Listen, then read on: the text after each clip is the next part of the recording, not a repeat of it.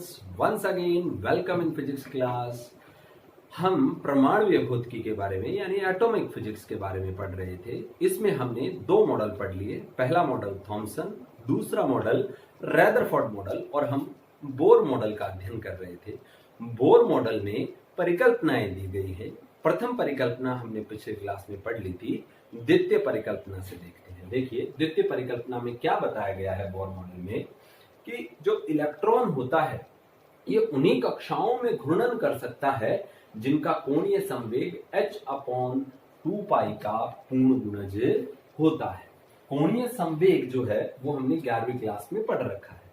फिर भी शुरू में हमने माना कि इलेक्ट्रॉन का द्रव्यमान कितना है m, और नाभिक के चारों ओर v वेग से r त्रिज्या की वर्ताकार कक्षा में इलेक्ट्रॉन क्या कर रहा है, घूर्णन कर रहा है। तो हमारे पास द्रव्यमान m है, वेग v है, त्रिज्या r है, तीनों से कोणीय संवेग बन जाता है। कोणीय संवेग L = mvr होता है। समीकरण नंबर कौन सा बन गया? 1। बोर के कथन से, बोर मॉडल में कथन दिया गया कि जो कोणीय संवेग है वो h/2π का पूर्ण गुणज यानी n गुणज होता है। तो L = nh क्या आ गया? 2π। अब ये दोनों L यानी कोणीय संवेग है तो दोनों को बराबर कर सकते हैं। दोनों को बराबर कर दिया तो हमारे पास क्या बन गई इक्वेशन? mvr = nh/2π। बोर की द्वितीय परिकल्पना का अगर कहीं सूत्र लगाना है तो यही सूत्र लगेगा, mvr = nh/2π।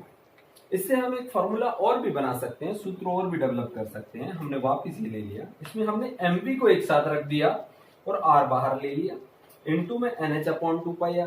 ये जो mv था इसको 2π की जगह ले गए और 2π को कहां लिया है? 2π। 2π r के साथ जाकर क्या बन गया? 2πr। mv नीचे आ गया, nh/ क्या बन गया? mv। तो ये जो 2πr आ रहा है इसे क्या बोलते हैं? 2πr होती है परिधि। तो परिधि को किससे प्रदर्शित कर दिया? s से। और नीचे जो mv आ रहा था द्रव्यमान इंटू वेग, इसे बोलते हैं pp यानी संवेग। तो mv की जगह हमने लगा दिया p। तो यहाँ वैल्यू पुट करनी चालू करते हैं। देखिए यहाँ हमारे पास बन गया था 2πr = nh/mv। 2πr को लिख दिया अपन ने s, nh as it is आ गया, mv को लिख दिया p। अब इससे प्रीवियस वाला जो चैप्टर पढ़ा उसमें अपन ने h/p पढ़ रखा है पहले। h यानी प्लांक नियतांक, p यानी क्या हो गया? संवेग। h/p को बोलते हैं लैम्डा यानी तरंग दैर्ध्य। तो s = n as it is आ गया, h/p को क्या लिख दिया? लैम्डा। तो यहाँ एक और संबंध आ गया कि परमाणु के भीतर किसी स्थायी कक्षा की परिधि s परिधि थी, तो परमाणु के भीतर किसी स्थायी कक्षा की s यानी परिधि इसके संगत डी ब्रोगली तरंग दैर्ध्य के n गुणज होती है। n गुणज का मतलब पूर्ण गुणक होती है। अब है बोर की तृतीय परिकल्पना। तृतीय परिकल्पना को समझाने के लिए हमने एक चित्र बना रखा है। इसमें देखिए दो कक्षाएं दे रखी हैं। पहली कक्षा n1 और दूसरी कक्षा कौन सी है? n। जो बाहर वाली कक्षा है इसे अपन ने उच्च ऊर्जा कक्षा माना है और अंदर वाली कक्षा को निम्न ऊर्जा कक्षा कहा गया है। अब इलेक्ट्रॉन की दो स्थितियां हो सकती हैं, या तो वो निम्न ऊर्जा कक्षा से उच्च ऊर्जा कक्षा में चला जाए या उच्च ऊर्जा कक्षा से कहां आ जाए? निम्न ऊर्जा कक्षा में। अब पहली स्थिति लेते हैं जब इलेक्ट्रॉन निम्न ऊर्जा कक्षा में है और जाना कहां चाहता है? उच्च ऊर्जा कक्षा में। तो अगर निम्न से उच्च में जाएगा तो उसे ऊर्जा की जरूरत और पड़ेगी। तो वो ऊर्जा कहां से मिलती है? फोटोन से। तो फोटोन इसके ऊपर क्या कराए जाते हैं? आपतित, और E बराबर होता है h × nu। दूसरी कंडीशन में उच्च ऊर्जा कक्षा में और निम्न में जाना चाहता है, तो उच्च ऊर्जा कक्षा में तो ऊर्जा उसके पास ज्यादा थी और निम्न में जाएगा तो उसको ऊर्जा की कम जरूरत है, तो बाकी बची हुई ऊर्जा को वो फोटोन के रूप में बाहर निकाल देता है।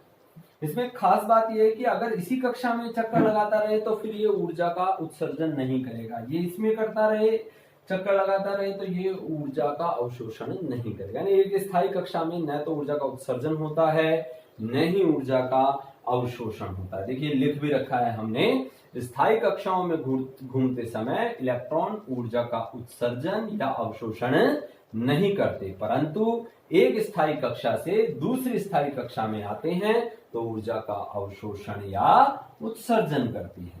जब उच्च ऊर्जा कक्षा से निम्न ऊर्जा कक्षा में संक्रमण करते हैं तो फोटोन का उत्सर्जन करते हैं, और जब निम्न ऊर्जा कक्षा से उच्च ऊर्जा कक्षा में संक्रमण करते हैं तो फोटोन का अवशोषण करते हैं। अतः फोटोन की ऊर्जा दोनों कक्षाओं की ऊर्जा के अंतर के बराबर होता है। तो फोटोन की ऊर्जा हमने किससे प्रदर्शित करी है? डेली से। डेली बराबर इन दोनों कक्षाओं की ऊर्जा का अंतर, तो हमने क्या ले लिया? En2 minus En1। Daily photon की ऊर्जा होती है h इंटू न्यू, तो डेली की जगह h न्यू रख दिया, h न्यू बराबर En2 माइनस En1। ये थी बोर की तृतीय परिकल्पना। अब जो बोर हैं उन्होंने हाइड्रोजन के रेखीय स्पेक्ट्रम की सफलतापूर्वक व्याख्या कर दी थी, और उस हाइड्रोजन स्पेक्ट्रम को उन्होंने क्या किया? कुछ पदों के अंदर व्यक्त कर रखा है। सबसे पहले इलेक्ट्रॉन कक्षा की क्या निकालते हैं? त्रिज्या की। जो इलेक्ट्रॉन किसी कक्षा में चक्कर लगा रहा है उस कक्षा की त्रिज्या क्या होगी? तो हमने मान लिया कि परमाणु में इलेक्ट्रॉन nवी कक्षा में चक्कर लगा रहा है और nवी कक्षा के लिए वेग v ऑफ n और त्रिज्या कितनी है? r of n।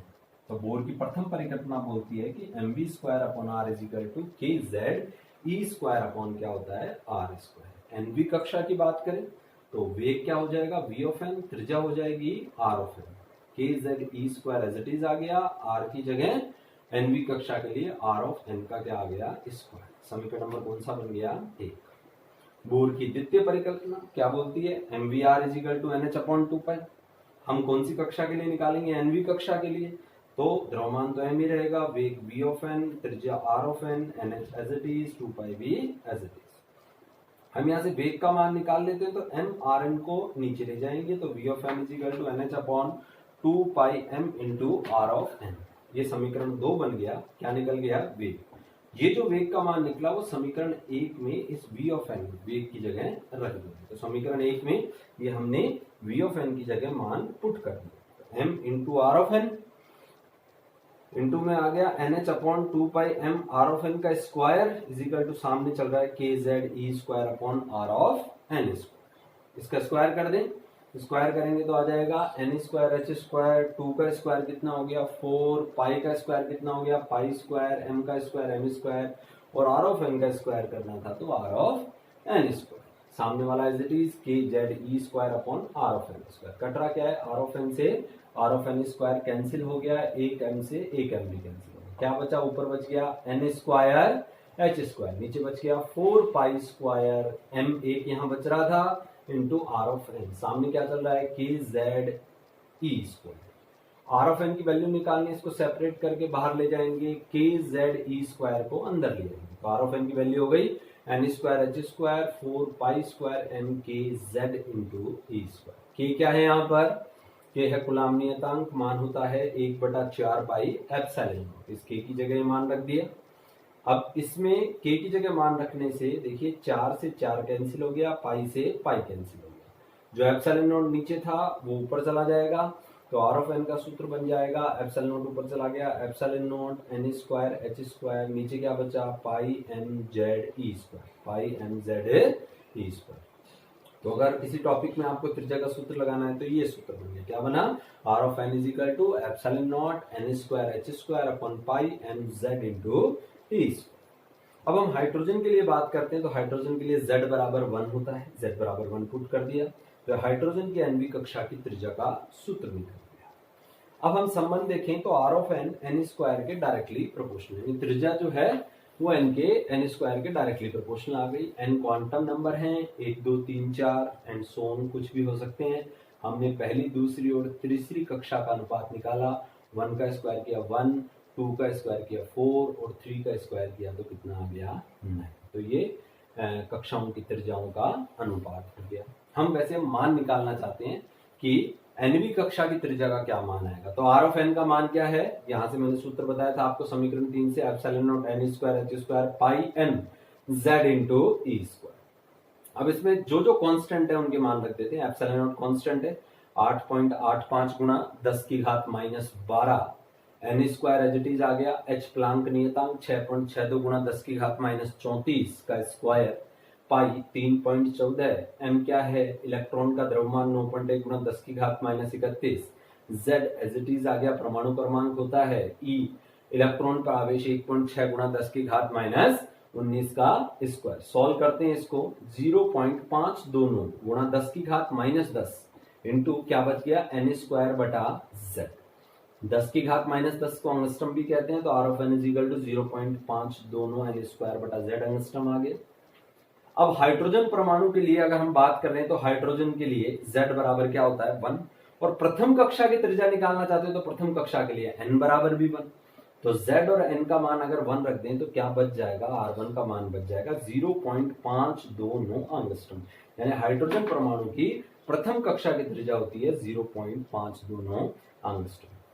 ये जो मान है अगर मैं इसमें पुट कर दूं तो इसमें और इसमें एक रिलेशन बन रहा है कि r of n is equal to, ये वैल्यू r1 की हो गई, साथ में चल रहा है n स्क्वायर बाय z, यानी nवीं कक्षा की त्रिज्या पहली कक्षा की त्रिज्या और n स्क्वायर बटा z के मल्टीपल गुणन के बराबर होती है।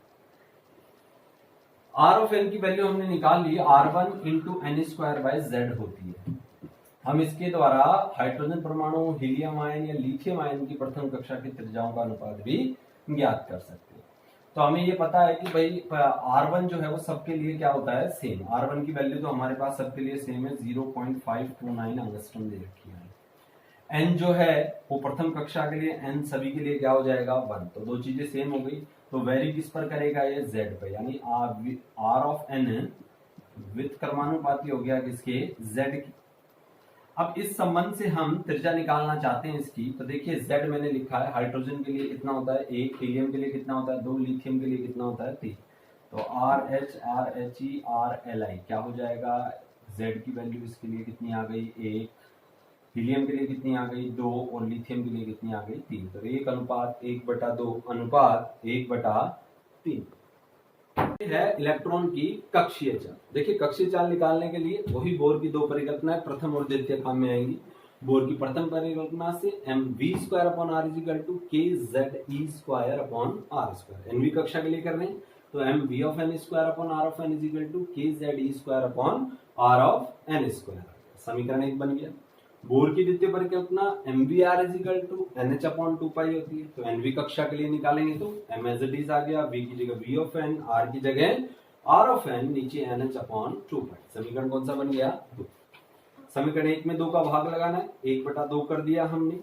अब देखिए जो कट रहा है उसको काट दीजिए, m से m कट गया, v ऑफ n से v ऑफ n कट गया, तो क्या बचा ऊपर तो 1 बच गया v ऑफ n, नीचे ये r ऑफ n और r ऑफ n मल्टीप्लाई हो जाएंगे, क्या हो जाएगा r of n square is equal to, ये आ गया kze² अपॉन rn स्क्वायर, ये ऊपर चला जाएगा 2 पाई अपॉन nh। एक चीज और, rn स्क्वायर से rn स्क्वायर भी क्या हो गया कैंसिल, तो क्या हो गया v of n is equal to kze² 2 pi upon nh। k क्या है, कूलाम नियतांक 1/4 पाई एप्सिलॉन नॉट होता है। अच्छा ये वैल्यू यहां रख दीजिए 1/4 पाई एप्सिलॉन नॉट, क्या बच गया ze² 2 पाई अपॉन nh। 2 पाई 4 पाई से कट गया 2 टाइम, तो v ऑफ n का फॉर्मूला क्या बना ze² upon 2 epsilon naught nh। यानी वेग का जहां फॉर्मूला काम में लेना ये फॉर्मूला आप काम में लेंगे, v of n is equal to ze² upon 2 epsilon naught nh। Hydrogen परमाणु की बात करते हैं, z बराबर 1 हो गया, z बराबर 1 रख देंगे तो vn is equal to e² upon 2 epsilon naught nh। यानी सीधा पता चल रहा है कि वेग जो है वो कक्षाओं की जो क्वांटम नंबर होता है उसके विद क्रमानुपाती हो गए। हमने वापस v ऑफ n का फॉर्मूला ले लिया, ze² 2 एप्सिलॉन नॉट nh। यहाँ हम जो कांस्टेंट है, नियतांक है, उनका मान रखते हैं, तो v of n is equal to z as it is आ गया, e की वैल्यू 1.6 गुना 10 की घात -19 और स्क्वायर था तो स्क्वायर कर दिए, नीचे 2 इंटू एप्सिलॉन नॉट का मान 8.85 10 की घात -12, n एज इट इज आ गया, h प्लांक नियतांक 6.62 गुना 10 की घात -34, मल्टीप्लाई करते हैं, nवीं कक्षा का वेग निकल गया 2.18 गुना 10 की घात 6 गुना z बटा n मीटर पर सेकंड। हम प्रथम कक्षा की बात करते हैं तो प्रथम कक्षा के लिए n बराबर क्या होगा 1, और हाइड्रोजन के लिए z बराबर 1 बताइए।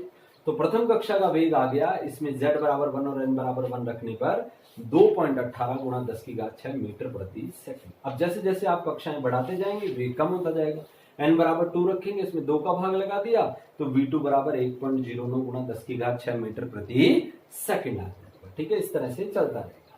हमने वापस ये एक बार सूत्र उठा लिया, vn इज इक्वल टू 2.18 गुना 10 की पावर 6 z बटा n। इसको एक रूप में और भी लिखते हैं, vn इज इक्वल टू, इस राशि को c बटा 137 यानी c बटा 137 लिखते हैं, c क्या है यहाँ पर, प्रकाश की चाल 3 गुणा 10 की पावर 8 में 137 का डिवाइड करते हैं तो इतना आ जाता है। तो Vn बराबर c बटा 137 गुणा z बटा n है। और अगर आप प्रथम कक्षा के लिए निकालना चाहो तो V1 इज इक्वल टू, क्योंकि z बराबर 1 n बराबर 1 रख दोगे तो V1 इज इक्वल टू कितना हो गया, c बाय 137। तो ये भी प्रथम कक्षा के वेग का एक सूत्र है। आगे है सूक्ष्म संरचना नियतांक, अल्फा से प्रदर्शित करते। छोटी सी परिभाषा है सूक्ष्म संरचना नियतांक की, अल्फा बराबर V1 बाय c। V1 क्या है, हाइड्रोजन परमाणु का जो इलेक्ट्रॉन है उसका प्रथम कक्षा में वेग, और c क्या है, प्रकाश की चाल। तो हाइड्रोजन परमाणु के इलेक्ट्रॉन की प्रथम कक्षा के वेग व प्रकाश की चाल के अनुपात को सूक्ष्म संरचना नियतांक अल्फा कहते हैं। तो अल्फा बराबर V1 बाय क्या बन गया, c। यहां से हम इसका मान निकालना चाहते हैं तो V1 is equal to c by 137 metre पर सेकेंड हो गया। तो alpha is equal to V1 by c बोल दीजिए, या फिर बोल दीजिए 1 बाय 137।